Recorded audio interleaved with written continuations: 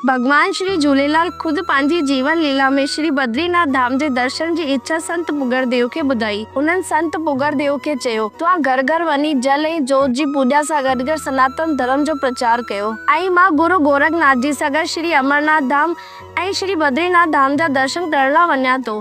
तव्हां बि धामनि जा दर्शन कयो, मां तव्हांखे हुते मिलंदसि। जॾहिं संत पुगरदेव शहर शहर सनातन धर्म जो प्रचार करे श्री अमरनाथ धाम वञनि था तॾहिं हुननि खे भगवान श्री झूलेलाल उते ध्यान मुद्रा में नज़र था अचनि। तॾहिं भगवान श्री झूलेलाल ध्यान मुद्रा मां जागनि था त संत पुगरदेव खे पाण सां गॾु हवाई रास्ते सां श्री बद्रीनाथ धाम वठी था वञनि।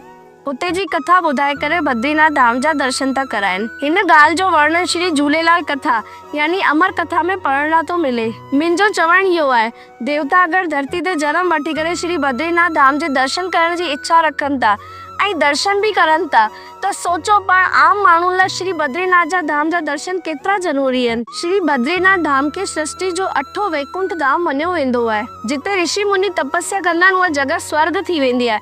त सोचो जिते भगवान श्री हरि विष्णु माता लक्ष्मी तपस्या कई हुजे त अहिड़ो श्री बद्रीनाथ धाम केतिरो अद्भुत हूंदो।